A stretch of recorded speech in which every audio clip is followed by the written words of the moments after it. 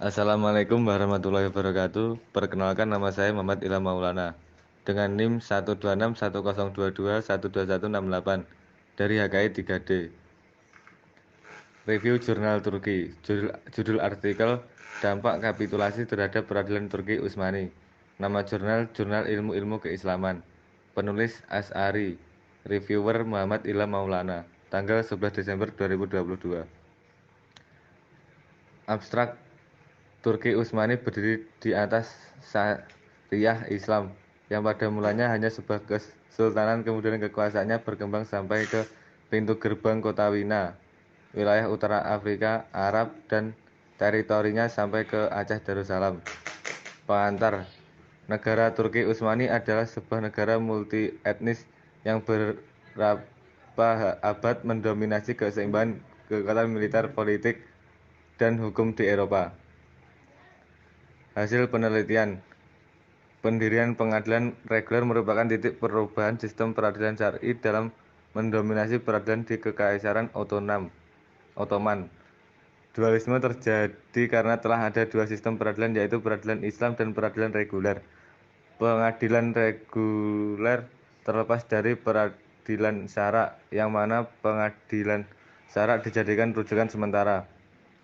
Setelah para hakim pengadilan reguler dapat bekerja dengan baik, pada waktu itulah pengadilan agama mengerucut dan hanya menangani permasalahan awal asasiyah. Mahkamah Syariah merupakan lembaga dasar peradilan negara kanuni, ditambah lagi dengan masa Sultan Murad III. Kesimpulan, Turki Utsmani berdiri di atas syariah Islam yang pada mulanya hanya sebuah kesultanan, kemudian kekuasaannya berkembang sampai ke pintu gerbang kota Wina, wilayah utara Afrika, Arab, dan teritorinya sampai ke Aceh Darussalam. Akan tetapi berputar haluan justru ketika pada masa kekuatan penguasa Turki Utsmani yang dimulai dari Muhammad Al-Fatih, dan yang lebih jelas apa yang dilakukan oleh Sulaiman Al-Qanuni. Kelebihan jurnal ini: penulisan jurnal yang dapat dengan mudah dimengerti. Abstrak yang ditulis cukup menyeluruh dan mudah dipahami oleh pembaca. Kekurangannya tidak ada. Yang kedua, sejarah peradilan Islam di Kerajaan Islam Nusantara. Judul artikel, Sejarah Perkembangan Peradilan Agama pada Masa Kesultanan dan Penjajahan sampai Kemerdekaan. Nama jurnal, Asi Syariah, Jurnal Hukum Islam. Penulis Miftahur Ridho. Reviewer Muhammad Ilham Maulana, tanggal 11 Desember 2022. Abstrak. Untuk memberi gambaran tentang posisi lembaga peradilan agama di Indonesia, haruslah memperhatikan hukum Islam di Indonesia, sedikitnya pada 3 masa penting, yaitu masa sebelum penjajahan, yakni masa Kesultanan Islam, masa penjajahan, dan masa kemerdekaan. Pengantar. Di kerajaan-kerajaan Islam masa lampau, hukum Islam telah berlaku. Di dalam bukunya The Islam in Netherlands, Indi mengakui bahwa pada abad ke-16 sudah muncul kerajaan-kerajaan Islam seperti Mataram, Banten, dan Cirebon yang berangsur-angsur mengislamkan penduduknya. Hasil penelitian. 1. Kerajaan Mataram. Dengan munculnya Mataram menjadi kerajaan Islam di bawah pemerintah Sultan Agung, mulai diadakan perubahan dalam sistem peradilan dengan memasukkan unsur hukum dan ajaran agama Islam dengan cara memasukkan orang-orang Islam ke dalam peradilan peradaban. 2. Peradilan agama Islam dikerjakan di Kerajaan Aceh. Di Aceh, sistem peradilan yang berdasarkan hukum Islam menyatu dengan pengadilan negeri yang mempunyai tingkatan-tingkatan. Tingkatan itu yang pertama dilaksanakan di tingkat kampung yang dipimpin keucik.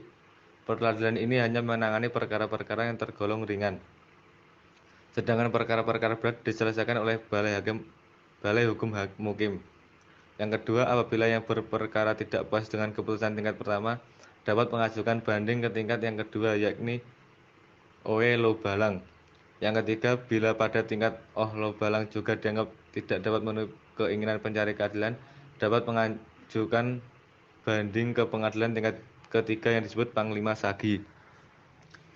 Yang terakhir, seandainya keputusan Panglima Sagi tidak memuaskan, masih dapat mengajukan banding pada Sultan yang pelaksananya oleh Mahkamah Agung yang berdiri anggotanya Malikul Adil, orang kaya Sri Paduka Tuan, orang kaya Raja Bandara, dan Fakih. Sistem peradilan di Aceh sangat jelas menunjukkan hierarki dan kekuasaan absolutnya.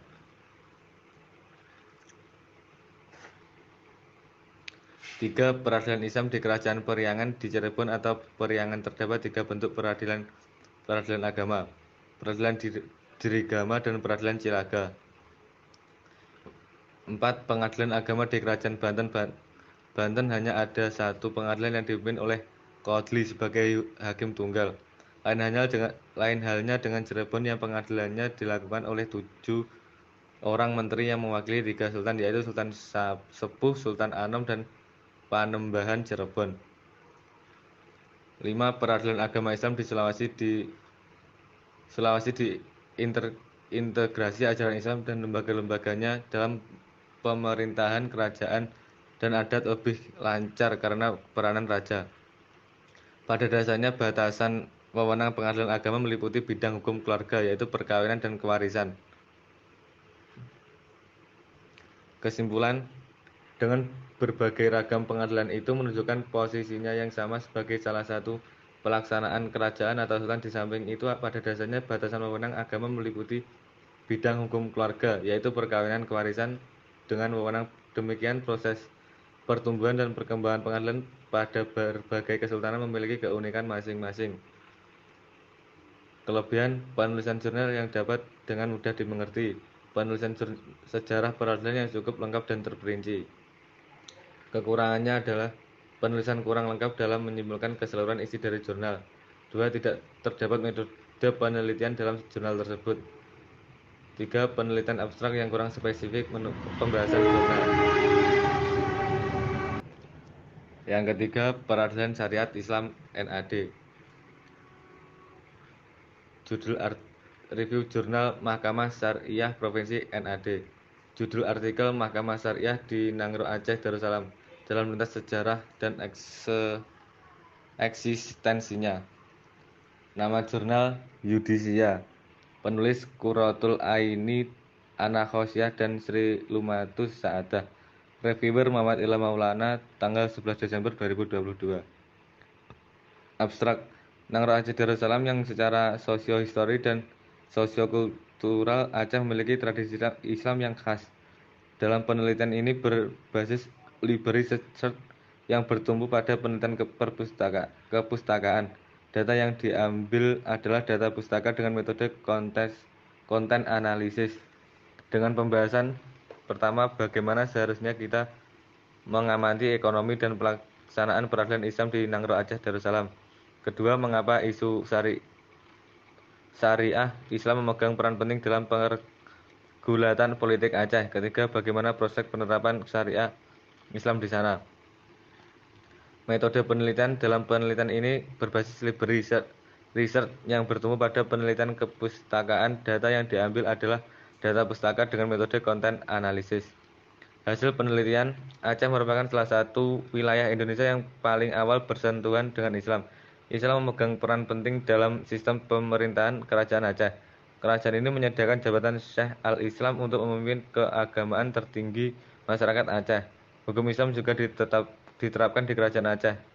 Kerajaan Aceh menyediakan jurisdiksi khusus bagi penerapan hukum Islam yang diawasi oleh seorang qadhi. Hubungan kompleks antara pemerintah kolonial Belanda di satu sisi dan gerakan perlawanan rakyat Aceh di sisi yang lain menciptakan polarisasi dalam kekuatan politik yang semakin terkonsentrasi dalam 3 kekuatan: Kesultanan, Walbalang, dan ulama. Bulan Maret 2003, Pengadilan Agama di Nangro Aceh Darussalam dikonversi menjadi Mahkamah Syariah. Kesimpulan, dalam sejarah Aceh merupakan salah satu wilayah Indonesia yang paling awal bersentuhan dengan Islam. Hal ini tidak bisa lepas pada kedatangan Islam ke Nusantara melalui bidang perdagangan internasional, yaitu kedatangan Islam yang berhubungan dagang antara Timur Tengah dengan Cina. Lalu setelahnya kerajaan sebagai pemegang roda pemerintahan dikuasai seorang raja muslim yang secara otomatis Islam memegang peran penting dalam sistem pemerintahan kerajaan Aceh. Kelebihan, penulisan jurnal yang dapat dengan mudah dimengerti. Yang kedua, penulisan sejarah peradilan yang cukup lengkap dan terperinci. Kekurangannya tidak ada.